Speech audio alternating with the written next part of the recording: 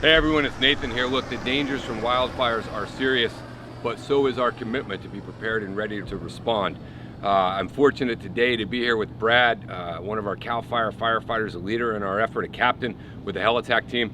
Tell me what this bird does and what you all do when you're on it. Okay, Mr. Fletcher, this is one of our three 205 Hueys here based out of Gillespie that work with the Sheriff's Department and CAL FIRE, and they're equipped with a 375-gallon water tank to initial attack wildfires here throughout the county.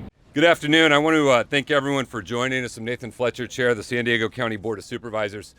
Since the Orange County oil spill occurred over the weekend, our county's Office of Emergency Services has been in close coordination with the Unified Disaster Response, including the Coast Guard, California Department of Fish and Wildlife, and everyone who is involved in not only the monitoring but the response to this disaster. We have county emergency operations staff that are on site embedded with the team in Long Beach that are coordinating and monitoring the response. We've also been in regular contact with our state, federal, and local officials who you see and you will hear from here momentarily, trying to make sure as a region we do everything we can. Hey everyone, it's Nathan here. We're here at one of our new crisis stabilization units about to come online in the North County area.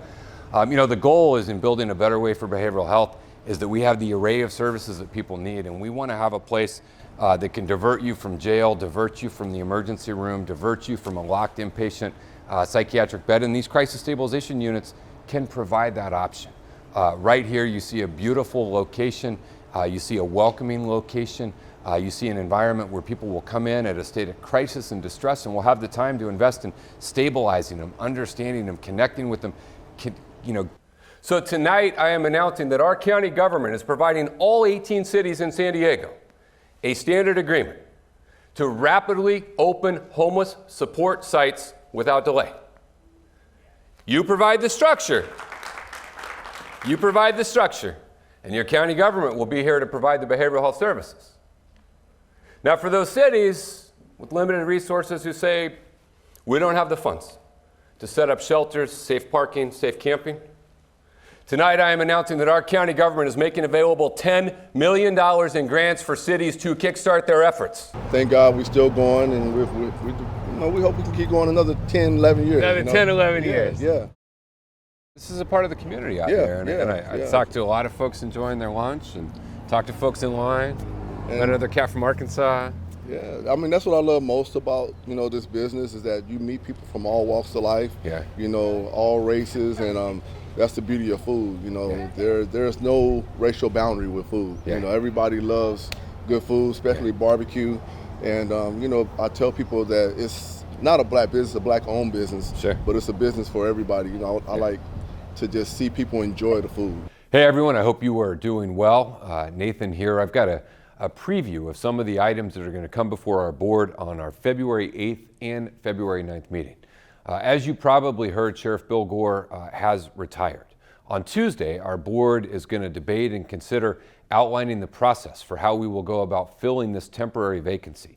San Diegans are going to have the opportunity to weigh in on who they want to be their sheriff in the November election, but we're in the interim, we will have someone who will be in that position. I envision multiple public meetings for applicants who are interested in this, and I've been clear that for myself, I will not be supporting anyone for the interim sheriff who is also a candidate for the full term. I think we need to let the voters make that decision and respect what they do. Well, I mean, when you think about wanting to make a difference in the lives of San Diegans, there's probably no issue that impacts more people than the lack of quality, affordable child care. It's a great failing of our country over the last 40 or 50 years that we have not put in place a universal, quality, affordable child care, early childhood education. It's the greatest thing to enable parents to get back in the workforce, particularly moms who end up bearing the bulk of the burden in our society, getting them back in work, but it's also one of the greatest equalizers for kids.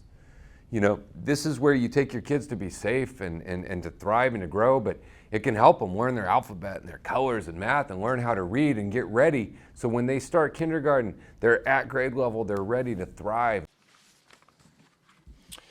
Good afternoon. We come to you today on a day that just feels good. A day of tremendous appreciation for so many folks in our community who come together to help us get through what was truly an unprecedented situation. And in this unprecedented situation, our community responded. We dealt with adversity, difficulty, hardship.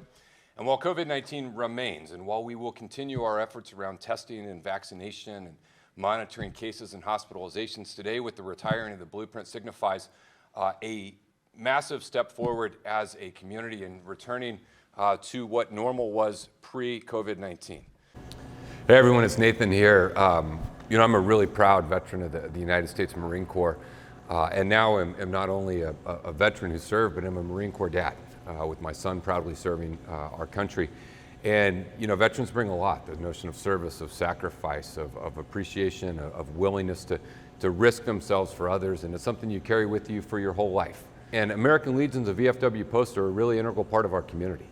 It's a place that people gather, and they come together for special events. They come together to just be around one another. And so I'm out here in La Mesa.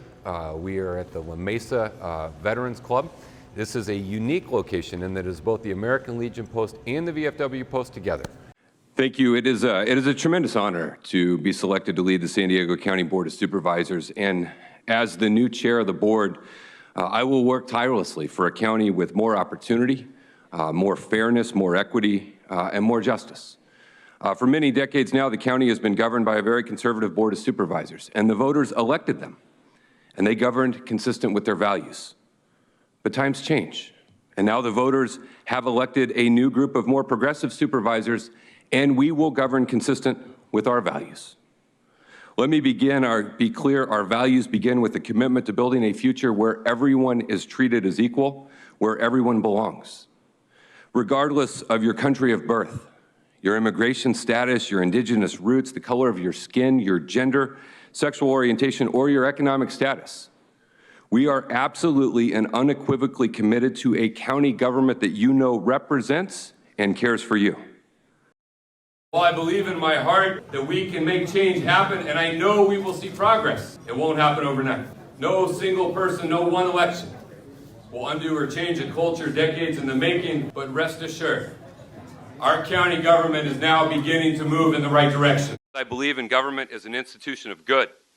I believe as stewards of county government, we all have to do our part to ensure a better future, where opportunity is available to all, where all are heard, all are treated as equal. Over the last 2 years, we got more substantive, progressive policies done than I imagined we would have. I've always said behavioral health is my highest priority. Behavioral health is that intersection of mental health and drug treatment services, and you really have to treat both of them. Today, acting out of an abundance of caution, the County of San Diego is taking an administrative action by declaring both a local emergency and a public health emergency.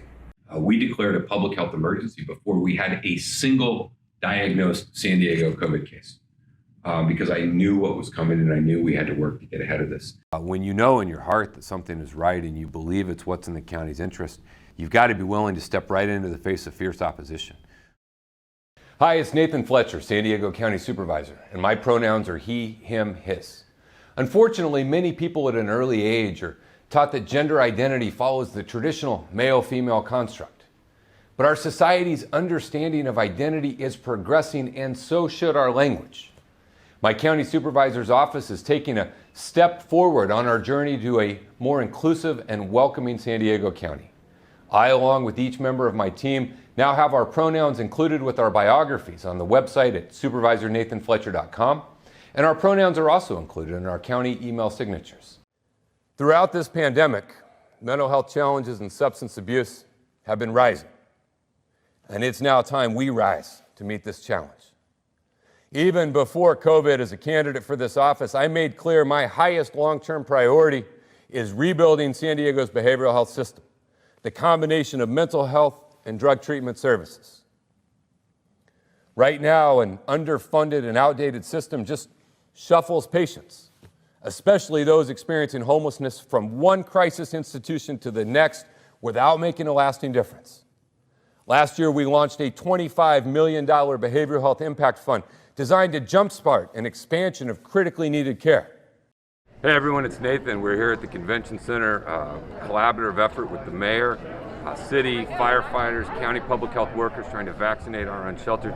Mayor, tell us just a little bit of your thoughts of where we are and where we're going and what's happening here. Well, thanks to your leadership and the county's participation, we're vaccinating 1,000 unsheltered individuals who've been living here at the convention center for the last year. This is anticipation of transitioning to other locations. We're doing the Johnson & Johnson vaccine here. It's really exciting. One shot, very easy to do for this population that is sometimes a bit unstable.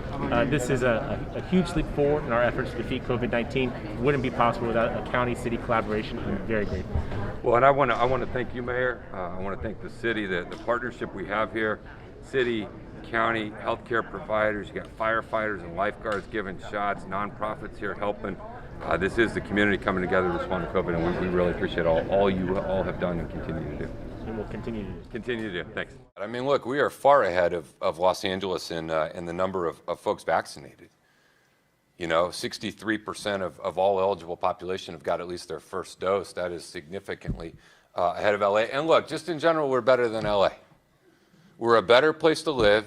Our traffic is less bad. Our baseball team is better. You can check the standings. We took 3 out of the 4 last time.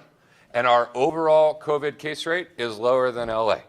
So I don't really care. You know, they got all their cases out of the way in a huge spike that was really awful, and now they have fewer people to get it. So they may be a little bit ahead of us in case rate at the moment, but San Diego's still better. So I'm not that worried about LA. Every single San Diegan, every American, regardless of your zip code, your income, your country of origin, your ethnicity, should be afforded a breath of clean air. And unfortunately, we're not fulfilling that promise. San Diego has the 6th dirtiest air in America. In the neighborhood you see behind us in Barrio Logan, they're at the 93rd percentile for asthma, for dirty air, for heart disease, for all of the things that contribute to a lack of environmental justice. And what we have to do is tackle these issues. We need to be honest about them, and we need to push forward the difficult changes that need to happen.